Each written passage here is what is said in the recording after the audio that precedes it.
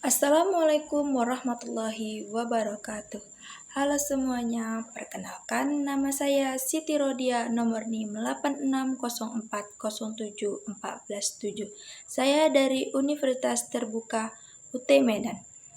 Prodi saya PGSD Pendidikan Guru Sekolah Dasar, Fakultas Ilmu Pendidikan. Hai, kembali lagi kita ke tugas 2 Filsafat Ilmu. Kali ini kita akan membahas tentang apa ya?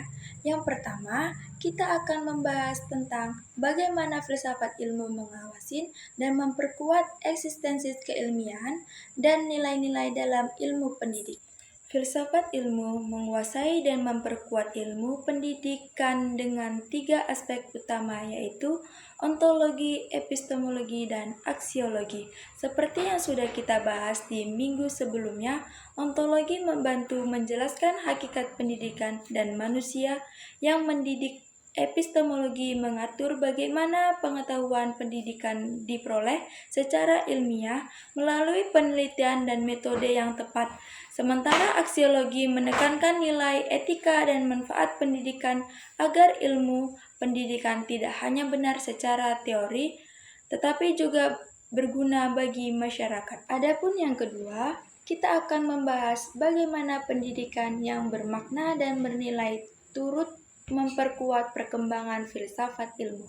Pendidikan yang bermakna dan bernilai dapat memperkuat perkembangan filsafat ilmu karena pendidikan mendorong manusia untuk berpikir kritis, logis, dan reflektif.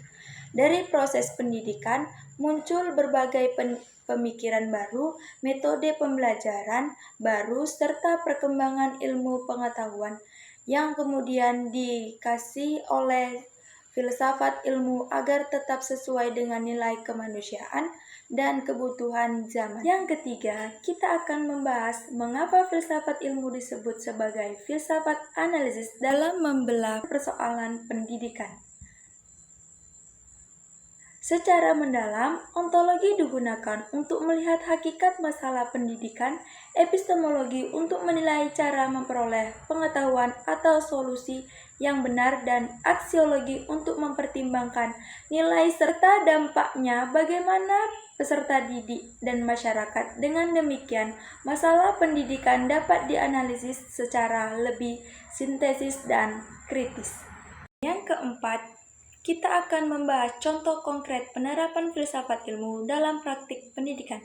Yang pertama, dalam kebijakan pemerintah menyusun kurikulum yang tidak hanya menekankan pengetahuan, tetapi juga karakter dan moral peserta didik. Dalam kurikulum pembelajaran berbasis proyek diterapkan agar siswa aktif mencari dan membangun pengetahuan sendiri. Dalam proses pembelajaran, guru menggunakan metode diskusi dan pemecahan masalah agar siswa berpikir kritis bukan hanya untuk menghafal materi. Dalam penilaian hasil pembelajaran tidak hanya dilihat di ujian saja, tetapi juga sikap, kreativitas, dan keterampilan siswa. Sekian video dari saya, semoga bermanfaat. Wassalamualaikum warahmatullahi wabarakatuh. Terima kasih. I just had to let you know you're